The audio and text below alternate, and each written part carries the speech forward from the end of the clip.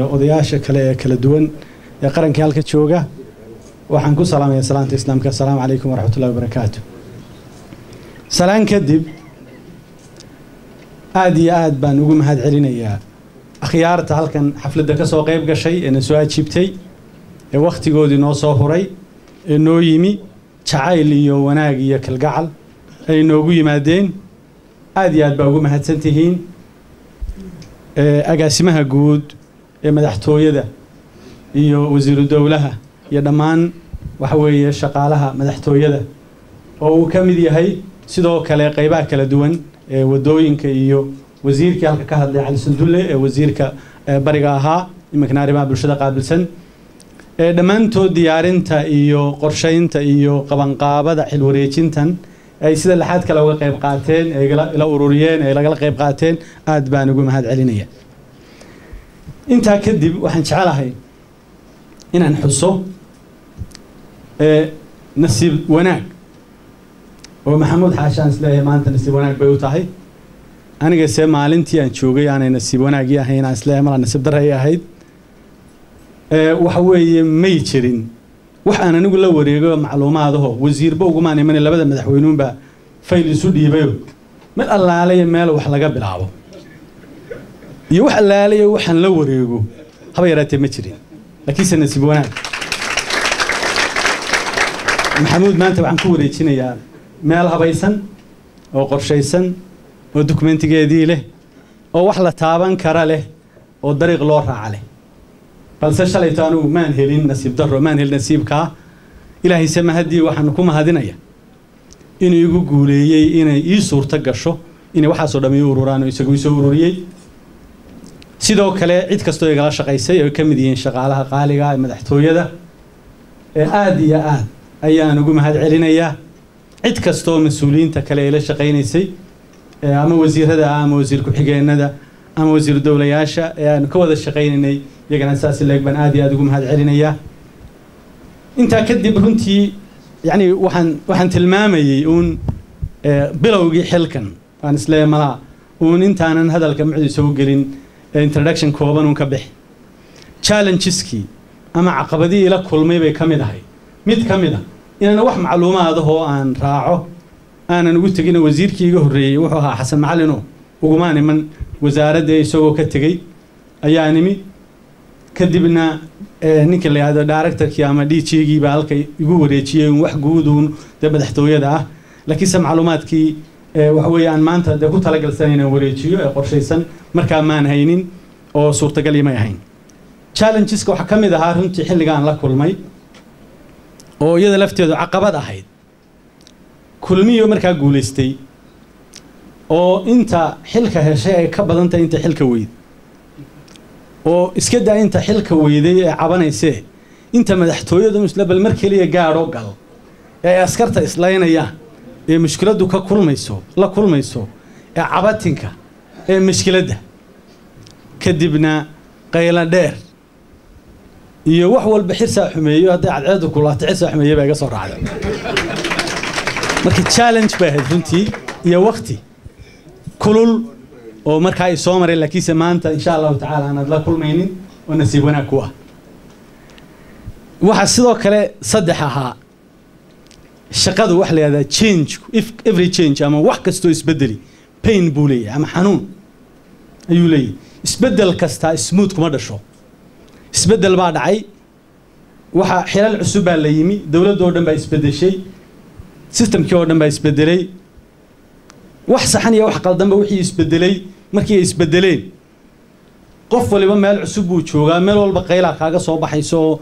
waxa weeye change kaasuna kuwii banaanka joogay marka laga yimaado intii gudaha joogtayna change-kii iyo xanuunkiisii wuxuu lahaa runtii xanuun aad u xanuun badan oo isaguna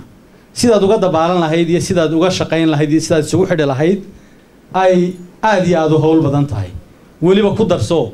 ma hawl yara markaad la shaqaynayso madaxweyne popularity leh oo saaxiibadii xilligii siyaad barre ula soo shaqeeyay iyo kuwii uu kulmiye kula soo shaqeeyay kuwii dawladnimada kula shaqeeyayba ay hareeraha ka taagan yihiin oo dee xukuusa u hawl yar yahay. la adigu u fiirso xukuusa ugu hawl yar yahay madaxweyne Pablo noocaasi inaad la shaqayso iyaduna ma hawl yareen runtii aad bay hawl badnayd ilaahay fadligiisa ilaahay subxaanahu wa ta'aala waa igu guuleeyay ilaahay baan ku mahadinayaa inuu igu guuleeyay aan meel fiican maanta soo gaarsiiyay oo 5 sano iyo siyaado aan si wacan uga soo shaqeynay aniga ragaan wada shaqeynaynay guul kastaana waxa weeye qof ha sheegto laakiin team baa dhaliyo waxaan aad ugu mahadinayaa mar walba carabka ku celinaya teamkii la shaqeynay team aad u qaali ah aanan u dardaari doono maxamuud inuu waxa weeye ilaaliyo horumariyo waxa weeye dhinacyadiisa keeno aan kula shaqeynayay ma aha kaliya wasiir iyo mas'uul amar bixiye saaxiibo ii dhow oo aan dhageysto oo ila shaqeeya aan aad u kalsoonahay waxaan jecelahay runtii halkan sidaan sheegayay waxa ku qoran oo ku xusan faylashan horteeda yaala qalabka iyo agabka ay wasaaraddu leedahay oo saakana yani aan kulli Maxamuud wada fadhiisano isla eegnay ama uu soo marayba sidoo kale gaadiidka isna faylkiisii wata oo isagana aanu saaka soo maray oo Maxamuud iyagoo live uu soo maray sidoo kale dhismayaasha ilaa dhowr iyo 10 dhisme ay ka dhisan yihiin madaxtooyada oo dhismahan weyn marka laga yimaado xafiisyada iyo kuwa ciidanka iyo guryahan halka ka muuqda ee martida iyo kanaynu ku jiro iyo kuwan dhinacyadeena guryaha aad u badan ay ka dhisan yihiin oo inoo suurta gashay intii madaxtooyada aanu joognay inaanu dhisno marka faylashatan halka yaal ayay runtii yihiin faylkii gaadiidka iyo kii shaqaalaha iyo kii waxa weeye dhismayaashuba sidoo kale waxa weeye shaqaalaha kan madaxtooyada jooga kaliya ma shaqaalihii waxa weeye wadooyinka oo iyaguna wadooyinka jooga oo qaar joogan siteska iyo meelaha fogfog qaar joogan halka hay'adda wadooyinka ay joogan RDA oo iyaguna runtii aan tira yar inuu tirada madaxtooyada joogta inay ka badan yihiin mooyaan ka yarayn isku darkooduna ilaa 300 uu isku gaarayo sidoo kale intaasu marka shaqada yani shaqaalaha caynkaas gaar ay tahay maadaama wasiirka madaxtooyadu shaqo badan oo dhinacyo badan kaga timaado wahayo waxa kamid ah sidii uu carabka ku dhuftay ragiga horeeyay afayeenkii halka joogo wada shaqeyn iyo xafiis waxa weeye wasaaradda hoos yimaado wada shaqeeyaan iyo sidoo kale waxa weeye waxa la yiraahdo golaha wasiirada oo golahii wasiirada madaxweynuhu jeergareynayay macluumaadkoodii iyo minutiskoodii iyo buugtoodii iyo qorshahoodii iyo waxoodii oo dhami ay yihiin wax wasaaradda hoos yimaada oo xagay golaha wasiiraduna uu joogo oo iyadana sidaas leeg aanay jirin xilliga macluumaad gaar ah oo aanu kala kulanay balse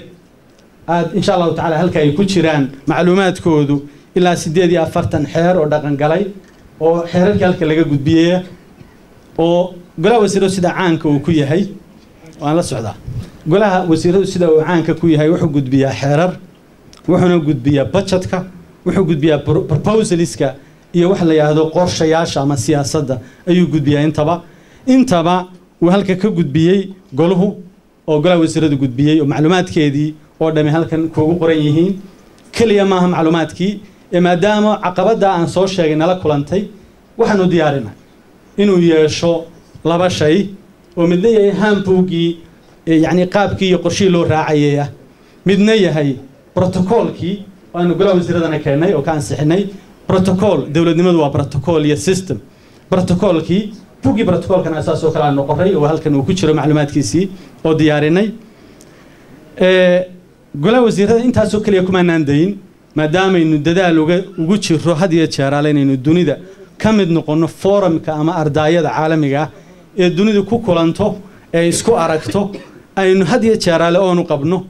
waxaanu qayb ka noqonay oo runtii aad iyo aad ragga haday yihiin dhiijiga iyo haday yihiin xogeyaasha golaha wasiirada intaba aan ku hambalyeynaya waxaanu ka mid noqonay waanu ka qayb qaadanay oo qayb ka nahay wax la yiraahdo African Government Network ee dunida Afrika ay isugu timaado golayaasheeda wasiirada macluumaadka ay isku weydaarsadaan ayaanu qayb ka noqonay network-ga oo ka mid nahay member ka nahay ururka oo loogu yeeraa calankeenuna oo calamada dhex yaala ee ku qoran ka mid yahay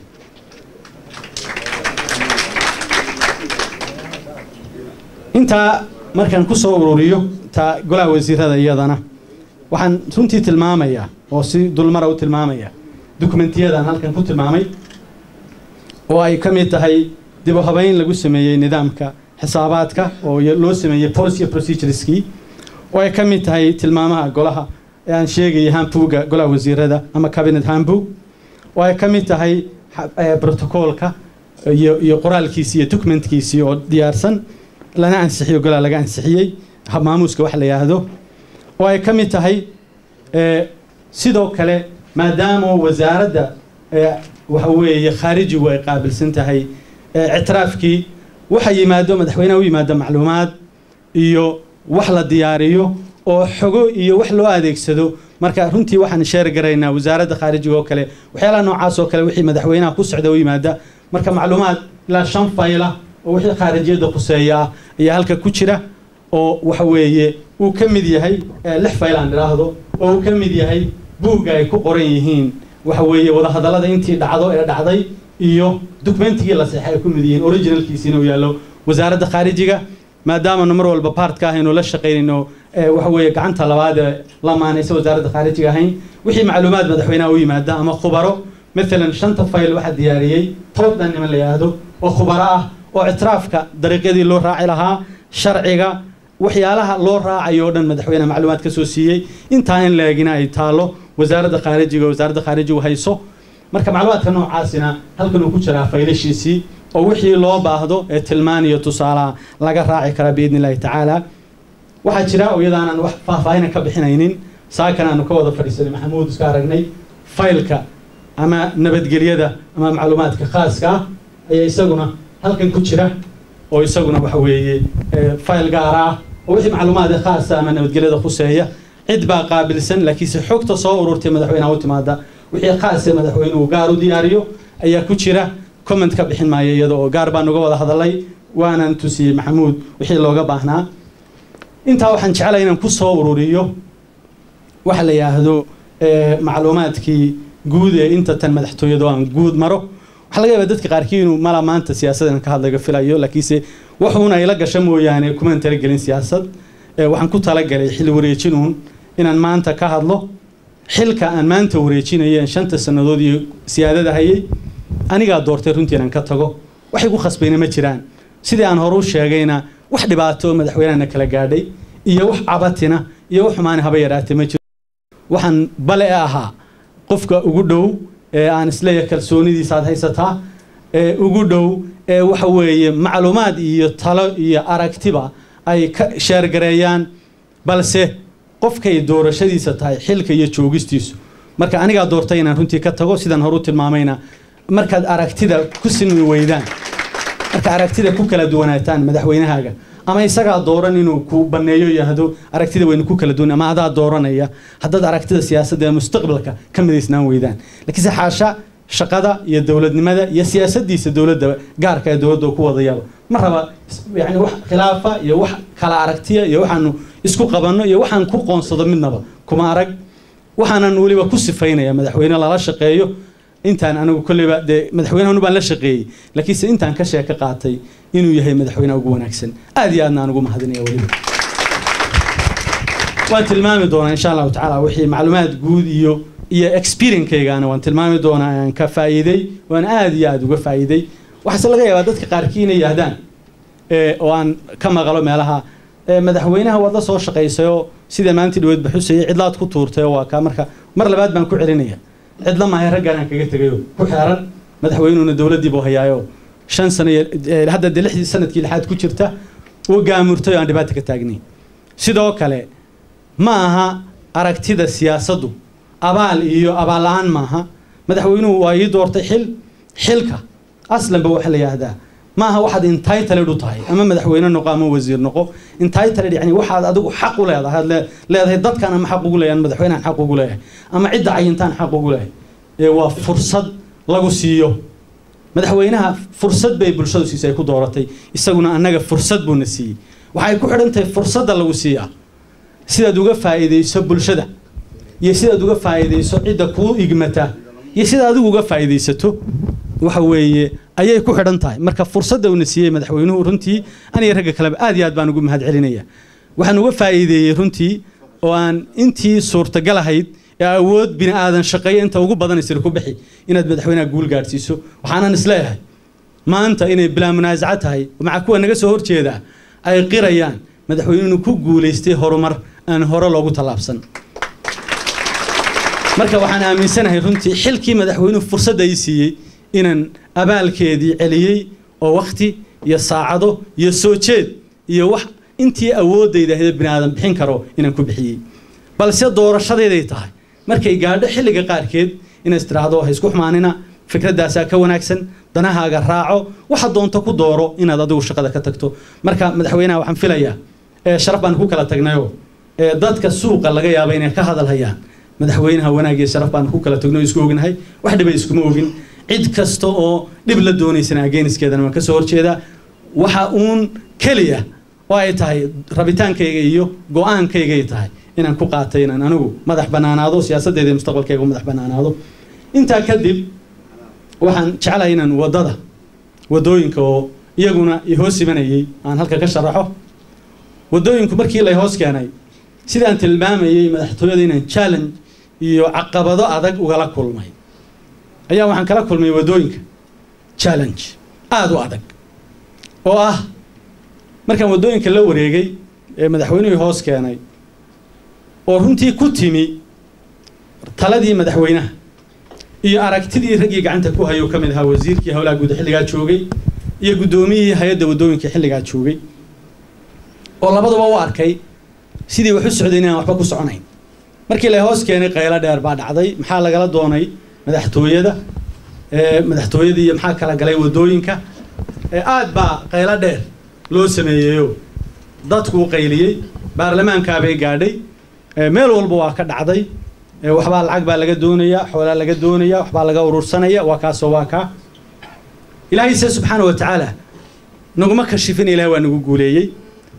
waxaan marka hore horeysiinaya maadaama bini aadamku uu iska damac yahay oo aan maqlayay qaar lahaa waxa weeye lacagtii wadooyinku maaday anigu horta lacagba uguma iman wadooyinka lacagtaba waxaan isleeyahay malaha wixii yaraa view liviga ugu dhici jiray oo 2-3 project ku dhamaan jiray mooyaane malaayiinka lacagta la sameeyay waa tii aan intan joognay u sameeynay oo design gareynay balse maadaama bini aadamku iska damac yahay oo laga yaabo markiiba waraabu boodo xagga maxalay xoolaha u bood xagga dhadhanka iyo baalka u bood waxaan tilmaamayaa oo aan runtii maragelinayaa waliba beenaar marqaatigiisu fogeeyaan maareeyihii iyo raggii kale ee joogay oo fadhiya waxaan u sameeynay ugu horeyn inta aanan lacagta maamulin oo qaban oo ururin sidii loo ilaalin lahaa waxaan u sameeynay ilaa 7 saxiix inay ku baxdo 7 saxiix inay ku baxdo waana saxiixayga iyo kamaariya midna ku bixin gaar ugu bixin 7 saxiix 3 saxiix gudiga waan jecelahay inuu cadami joogo ma cadami oo kamid gudiga wadooyinka iyo waxa kamid ah isaguna ninka la yiraahdo cadaani baa kamid ah laakiin isagu qodob saxiixda ma ahayne xubnaha kale ahaayeen 3 xubnood oo gudigii wadooyinka ahaa ee wadada Cergaabo waliba loo xil saaray oo wadada Cergaabo khaas u ahaa ayaa waxaan la sheergareeyay inay sameeyaan inay saxiix ku yeeshaan 3 oo aanu 3 ku saxiixno haddana waxaan dhigay 3 saxiix oo kale inay banka dhiga oo ah aniga iyo maareeya iyo xisaabiya ama agaasimaha guud agaasimaha waxa leeyahay maamulka 6daas saxiix markay marto ayaan haddana waxaan ku fardiyay anigu isku waajibay cid igu waajibin oo sharci igu waajibin inaan iraahdo waxaan qoray ninka la yiraahdo internal audit ayaan qoray oo ay soo marto oo qoraal ku siiyay faylasha ku jiro la arki doono inaan shilin ka bixin ilaa uu soo saxeexo ninka la yiraahdo internal auditku ilaa haddaan daruura iman inuu internal auditka dunida waxa la yaqaan waxa la internal audit iyo external audit internal auditka waxa loo sameeyaa inuu gudaha baadho oo 3 bilood ba mar uu baadho external auditkan dibadda laga soo kireeyaa institutionka ama hay'adda ayaa dibadda laga keenay goldolooladeeda eega inaguna waxaanu leenahay external audit waxaanu leenahay auditka guud ee uu waxa weeye baarlamaanku baas gareeyo internal auditna hay'adaha gaarka ah khaaska ah baa loo sameeyaa sidaa darteed marka internal audit mar walba audit gareeya oo lacagta had iyo jeer waxa la audit gareeyaa markay baxdo laakiin sayadaan bixinba aanana procedure-kii ma marto soo saxiixa ayaan u sameeynay 7daas saxiix bay ku baxdaa xaasha shilina meel kaga ma maqna shilin ولقيتنا هدي وانتي وان شعلنا الميكروفون كبوديبو $1 أما $5 حتى شدال هدي الله صوت شيء قفك الشدال بوك كشوف تبي ودوين كصوت شيء وحوي يعني قبنا على النقنية مركا ولا كين دونا معلومات كذا ولا حاجة وأنا مغلي ما عنده يتوقع له هاي أوديت باللودر يا بدأ يا وإحنا عسى شو بيسا وكلين أوديت هدي اللودر أنا مشكلة ما هو قفكي شكي قبه أيا وروري وحشكي ما قبه هبا يراته كل سوني بعد نسكو قبنا وحوي وحي حماده عيد لو حماينيا ويلكيس لكن شقو بروسيجر سيدي ugu caneed baan islee waa u marteen inta markan ka gudbo wadooyinka waxaan wadooyinkan runtii guda gelayaa aan mala ku dheeraaday ararteedii laakiinse wadooyinka markii aanu bilownay bilowgeedii aanu la soo wareegnay madaxweynuhu amrayna la soo wareegno aanu bilownay waxa markiiba aanu yani qorshaheedii galay aniga ragii la joogay sidii aanu samayn lahayn sharcigii waxa weeye dhaqaalaha loogu abuuri lahaa iyo sharcigii establishment actiga ahaa lagu abuuri lahaa sharciyada asaaskeeda iyo jiritaankeeda lagu samayn lahaa iyo kii dhaqaalaha loogu samayn lahaa waayo wadadii dhaqaalay u baahan tahay waxa soo gali jirayna 600,000 700,000 waxaan ka badnayn baa soo gali jiray xilliga oo ka soo gali jiray wax la yiraahdo view liviga xilligiina cigaal uu sameeyay Allahu naxariiste view liviga inta yara ka soo gashaa waxay ku dhamaan jirtay wadadan la kabkabayo ayaa laga yaabaa 2-3 mashruuc gabigeeduba oo yani baalka leegoodka la buuxinayo inay ku dhamaato marka waxay ahayd fishingkii madaxweynaha iyo aragtidii aanu diyaarinay isla qaadanay in wadooyinkii horena la dayactiro oo baaba'ay runtii wadooyin cusub oo marka dadku change-kii iyo development-kii ama horumarkii dadku ay u soo jeesteen in lala jaan qaado oo suurta gasha in dhaqaale loo helo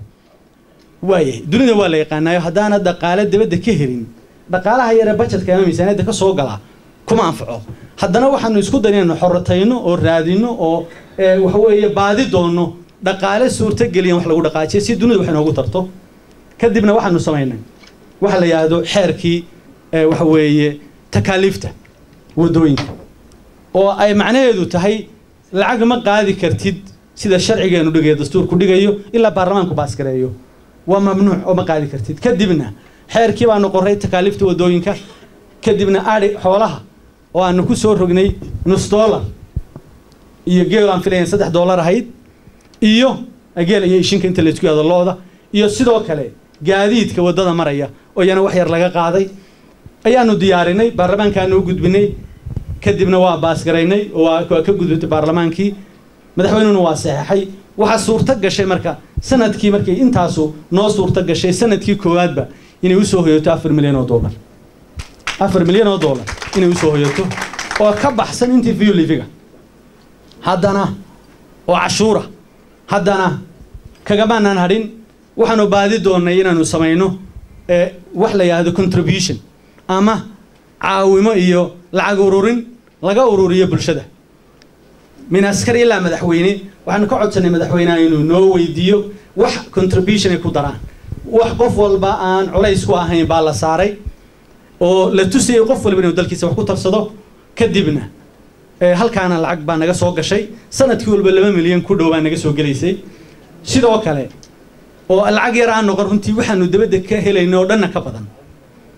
وحن شيء ده وكله أسعينين إنه دبده يجودها بوريجنو العقتي ورورينه oo ka soo ururino gudaha dibad bal lacag milyan iyo $200 baan naga soo galay halka ay sanadkii naga soo galeysay tii aanu dawladda ka qaadayn lacagta $2 milyan ee googaahi lacagta noocaas ayaa runtii aanu u abuuray markii koobaadba sidoo kalena waxaanu gudbinay sharcigii hay'addu ku jiri lahayd jiritaankeeda oo isaguna wali baarlamaanka la yaala aan wali la baas gareyn wali baarlamaanka la yaala arrimaha u baahan runtii in la daba galaa oo aanu sameynay maadaama hay'adii istaagtay in hay'addu ay sustainability geeda marra abuurkaad ka shaqeynaysaa marra sii jiritaankiisa hay'addu si aan xirsi ula dumin oo maxamuud ula dumin markuu ka tago oo silaanye markuu ka tago ula dumin oo ay u sii jirto qaranka ugu waarto ayaanu u sameynay sharcigii iyo sidoo kale policy procedureski iyo sidoo kale waxa la yiraahdo road network master plan dalka wadooyinkiisu 20 sano soo socda ama 30 sano soo socda sidee bay noqon doonaan awood kasta wehel adigu inaad himilo la timaado iyo qorshe noocaas baanu sameynay oo iyaduna حفيز كذا سودان أو كله وزير الوزراء أركان أو يدو طريقة يقاب كذي سودان أو ياله قار كودنا اللي جبسه مي وهو يوحل دراسة ودراسة دوسة دراسة تعالى حفيزك قار كودنا دراسة وباهن إن لسي دراسة يو أنت نوع عصرنتي ودون كتاسوا أبورست هذي يدقال أبورست هذي يو قرشة هذي ي policy procedures كذي مركل لقي ما دون أنت وحنو قايبني ودونك صدق لا سكشن بانو قايبني لا بعد سكشن مدي وامد وهو هي الدولة دوكا شقينيسو أما هالنقطة ضيعتر أما هالنقطة ودعسو مدينا وامد بولشدو كغيب قادنيسو أو بولشدو يساقاسينتيو أي الدولة دونا كغيب قادنيسو بولشدو نوضو أو community أي ودان community كلا دوين تنوع عاسا مركا أي community ودان دولة دو وحي كل يثيق لسا يدونا هنا قيب سيسو سي أي بولشدو شاب كذا يدونا وحوقاشو وأنا تإسقرب سياسو صورة جلية لإسقرب سنة وأنت صورة جلية إن هرمر عادو بدن لقو تلابسدو حق ودوينك أما سبا سياسة دي مدحوينها هيد إن إسكا وحقبسو دبلو صونو ليو أو وحوي الهير جليو أي بورك كشفتي مركا تاسع هنتي وحوي يدونا وحقبت عادوين مركا سيدا كورا إنسان ودوينك العدير ودادة اللي يهدو عرقابو هنتي مشاريع دي وقوين إيوه ودادن ليهدو وجهاله يدون اسكو خديسay Ethiopia iyo Somaliland iyo wadada Boorame saddexda badankeeda dawladda waday wala wadada Boorame ay asarda waday hadana waxa qaybta u badan qaatay dawladda markii dawladdu dhalatay ilaa iyo intii wadadu ka dhamaanaysay wadooyinka kale waxaanu ku dareynay contributions ama gacan baanu ka geysanaynay mugle oo laga yaabo badankooda inaanu ka badsanay community-ga waday si aanu dhiirigelino badankooda in badan oo kamid ah ayaan oran badankooda waxaan gaar runtii ugu hambalyeynaya oo aan waliba u dardaaraya in gacan weyn la qabto cid kasto dadaal xoog la geysatay oo ay ugu horeeyaan wadada ugu dadaalka badnayd ee salaxlay oo ay community wax 30 kilomitir ku dhow sameeyeen community way 30 kilomitir wax ku dhow sameeyeen ma aha qof iyo area toona waa dadku dadaalka si ay u kala sameeyaan in loo sii kala dhiirigeliyo waxay sameeyeen wax aad u badan halka laga yaabo in 10 kilomitir iyo 5 kilomitir kuwa kale ay sameeyeen wax aad u badan bay sameeyeen marka yeelkeeda iyagana gacan weyn oo mugle aan mar walba la barbar taagnay waxaan si gaar ugu xusayaa inay ka dadaal badnaayeen oo waxa weeye dadaalkii ay lahaayeen in leegu baahan iyaguna in la sameeyo wadooyinka aan koonaan kaga soo bilaabo markan ka tago Boorame iyo meesha la yiraahdo waxa weeye meesha la yiraahdo Wajaale waxa socota iyaduna wadada Dila iyo Kalabay dheer iyo waliba Hargeysa ilaa iyo Kalabay oo iyadana aanu dayactirkii ku sameynay oo wixii godadkii buuxinay sidoo kalena ilaa Kalabay iyo ilaa Dila la cusboonaysiiyay waan tilmaami doonaa in iyadu tahay mashaariicdii aanu dunida ka helay iyada iyo berberiba laakiin si aan guud ahaan u dulmaro sidoo kale wadada Dawgacad sidoo kale wadada Allay Baday wadada Balligubadle wadadii imka aan sheegay Salaxley wadada Oodweyne Allahumma salli ala Muhammad wadada Qoryaale waxa weeye wadooyinka runtii aan wadnay wadooyinkaas oo dhan waa wadooyin ay dadku wadeen anana contribution la xad la ka geysanay oo socdo wali aan dhamaan oo aan runtii ku dhiirigelinayo wasiirka iyo cid kasta oo ka shaqeynaysa in la sii gacan qabto inta aan carabka ku dhuftay iyo inta kale waxa kamid ah iyaduna wadada xeebta ee berbera ka baxda berbera Haribul oo iyadana aanu gacan mugle ka geysanay wadooyinka noocaas oo dhan waa wadooyin runtii u baahan in la sii dhiirigeliyo si community-gu iyaguna ay dadaalkoodii u sii wadaan waxa markii dadaalkeeni suurta galay ee dhaqaalaheeni suurta galay noo suurta gashay oo Ilaahay mahadiya inay duniduna wax nagu tarto gaar ahaan wadada berbera oo aanu dayactiraynay markaanu marinayno Xamaas ayaa dunideena soo gaadhayo kadibna 100 kilomitir bay nagu tareen 100 kilomitir oo la dayactiro 40 isku yaal oo ka bilaab Xamaas ila berbera waa aragteen quruxdeeda iyo raandiiskeeda iyo sidoo kale 60 kala googaan oo inta kala ah oo ilaa Sheekha waxa sidoo kale pipeline-ka ku jira iyaduna wadada Sheekh laga bilaabo la ascaanood waanu insha Allah ta'ala rajaynayno noogu ballan qaadeen GIZ Germany noogu ballan qaadeen iyada iyo Shan Bridge oo wax laga qabanayayba inay lacagteeda bixiyaan oo labada bridge burco laba bridge oo la ascaanooda bridge Hargeysa iyo mid Boorama lixda bridge أي كبديهين يدنا قبل إنك كشفتها ويعني وحال لقى هذه الدور إن شاء الله تعالى هيدها أو هيدا هي قيبت هذا قابل سن هيدا إن شاء الله تعالى على كاشد دونتان سيدو كله وحيدنا أن حصية وده عن مكسور شيء كلا بيريو iyo meesha la yiraahdo dira oo iyaduna ilaa 2 milyan 700 guud ahaan lacag aan filayay 12 milyan ama wax ku dhawahay ayaynu dunidii ka helay dadaalkeeni markaynu la nimi dunidu waxay taqaanaa wax qabsan kula qabtee marka runtii waxa markaad wax qabsato dunidu jeebkeeda ku suurta galay inaad godliso hadaa dib ugu noqotana macluumaadka runtii intaan ka helay waxa weeye xilligii view living la sameeyay oo madaxweyne cigaal joogay waxay ahayd lacagtii view living lagu sameeyay contribution dawladda ay bixiya si iyadu lacag idin siiso waa markii bariijadii dhowr iyo 10 ka la sameeyay ee go'aan la sameeyay taasay ahayd oo waliba soo gaarsiiyeen markii dambe oo farsamadii waxaan filayaa inay halka ka qaribantay laakiin se soo gaarsiiyeen hal bixiyaan laba idin ku darrey marka hadaynu wax la nimaadno dunidana wax laga yaabaa inaynu ku maali karro marka taasuna waa wadooyinka ay dunidu wax inaga tartay iyo waxyaalaha pipeline-ka ku jira ee u baahan iyadana in lagu daba galo waxa waliba inta dheer yani iminka in ay aad ugu soo jeesteen hay'ado badani oo ay runtii doonayaan inay ka qayb qaataan marka laga tago Somaliland Development Fund oo aan tilmaamay kharashka in laga qaaday wadooyinka iyo hay'adda GIZ waxa weeye meesha la yiraahdo Germany waxa jira hay'ado badan runtii oo iyagana wada hadal loo socday aan runtii ka xusi karo qolada UNOPS baan filaynaa haayeen UNOPS oo iyaguna aanu weydiinay inta iyaadeen mashaariic baan wadooyinka u haynaa kuwa access road-ka ah wadooyinka yar yar ay xoolaha iyo beeruhu isticmaalaan aan ku niri waxaan u haynaa inuu yiri waxaan u haynaa lacag baan u haynaa waxaan weydiinay ilaa 26 wado aan qorshaheedii gudbinay oo wadooyinka yar yar ee u baxa hawdka iyo waxa weeye waqooyiga dalka ee u kala gudba dhulka xooluhu maraan iyo dhulka beeraha loo maro way jiraan runtii wadooyinka aan soo sheegay wadooyin badan oo lamida oo kamida oo wadada waxa weeye ay kamid tahay aan wax ka taray ruqi iyo dila isku xidha oo ay kamid tahay wadada xeego oo boorame waa taqaaneen buuraha iyo dhibaatada leedahay oo ay runtii community-na ka qayb qaateen annaguna aanu saacado midna xafilay 200 saacadood midna ilaa 300 saacadood aanu kareynay waxa wadooyinka qaar lamida hawdka wadooyinka u baxo dhan oo boholoobay oo u baahan iyagana in sidaas oo kale la dayactiro laakiin se wadooyin dheer aan wado gaaban ahayn u baahan ku talagalkeeda iyo qorshaheeda iyagana ilaa 26 wadaan weydiinay rajo fiican way noo sheegeen dabagalkeeda iyo raadinteeda insha Allah taala waydun sii raadin waxaan ku soo ururinayaa inaha markan runtii ku soo ururiyo waxa laga yaabaa waxa in la isweydiiyo oo qalabkii صح waxaa runtii ugu baraarujiyay qalabkii wadooyinka oo meelii ugu muhiimsanaya qalabka wadooyinka waxaan agabkii hore u raaciyay qalabka markaan sheegayay qalab aad u muhiim ah ayaan wadada Cergaabo runtii jooga maanta oo ka shaqeynaya sidii aan markii hore xuseynay ilaa 160 kilomitir ayaa wadada Cergaabo wax asfalkii uu yaalo iyo wax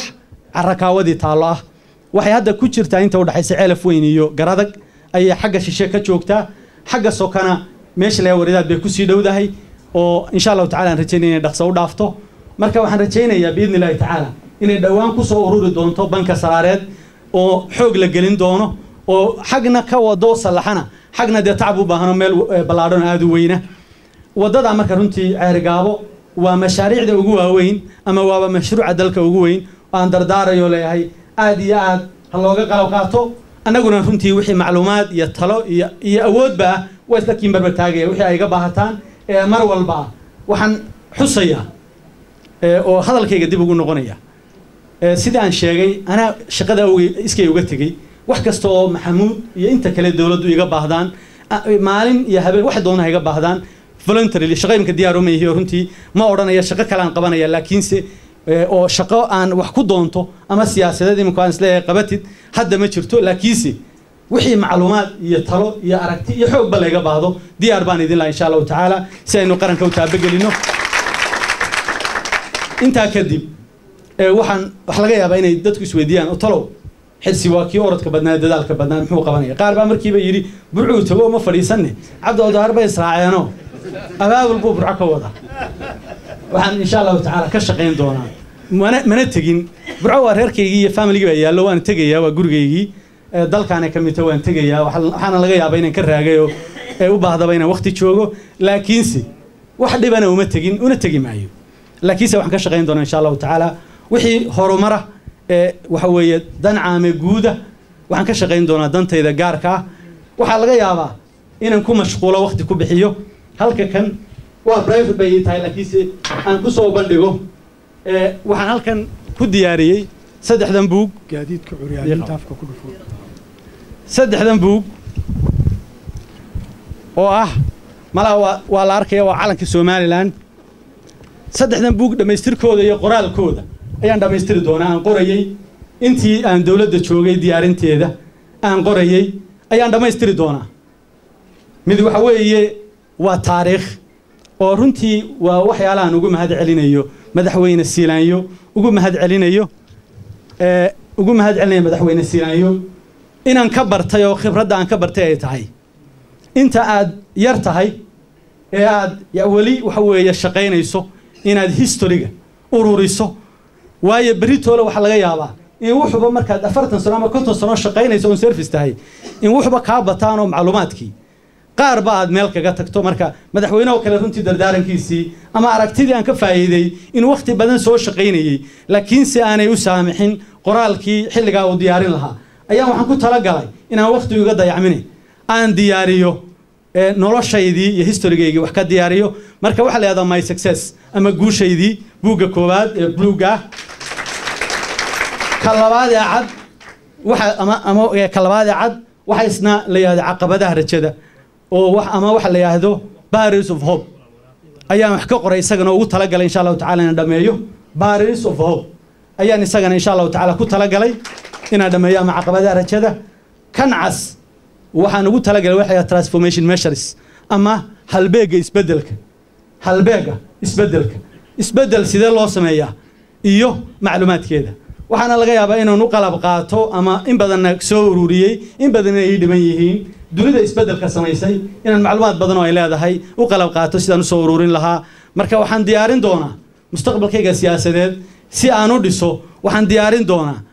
macluumaad mid mustaqbalka ku saabsan iyo mid wixii tagay ku saabsan iyo mid xigasho iyo xigmad wixii aan soo ururiyay ku saabsan taas la yaabaa in waqti badan ku bixiyo iyadoo aan ii diideynin hawlaha siyaasadda oo aan de ubada yaraayo hadda u fasax qaatayba iyadoo aan ii diideynin aan ka shaqeyn doono iyadoo sidoo kale danahayga in badan aan ka mashquulsanaa iyadana laga yaabo in familiyadeedii oo ballaaran iyagana inaan u gacan banaanaado aad iyo aad baan idinku mahad celinaya dhammaantiin sida ay dhageysanayseen waqtiga dheeraa ku bixiseen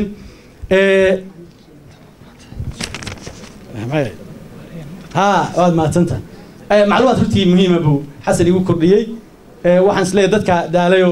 waqti badan baad hadlaysay laakiinse waa maadaama halkan ay soo fadhido gudoomiyihii naafadu waxaan ilaaway naafada iyo ka qayb qaadashadeeda madaxtooyada runtii aad iyo aad baan uga qayb qaadanay hadday tahay gaadiid iyo hadday tahay dhagoolayaasha aad baan uga qayb qaadanay ha ahaato hargeysa ha ahaato meesha la yiraahdo burco ha ahaato boorame gobolada kalena waxaanu qorsheynaynay sanad bay mid lagu daro marka waxaan runtii dardaaraya iyadana in laga qayb qaato gaar ahaan gobolada yani naga codsanaya waxa ugu horeeya ee aan aadka ugu ballaminayo gobolka Laascaanood oo markii u dambeysay runtii aad nooga codsanayay inta waxaan ku soo ururinaya macluumaad badan runtii oo laga yaabo inaan 5 saacadood hadda kareeyo waan hay laakiinse waxaan doonayaa inaan ku soo ururiyo waxaan maxamuud kelmadda dardaaranka ugu dambaysa leeyahay maxamuud kullayba 5 sano wada shaqeynaynayo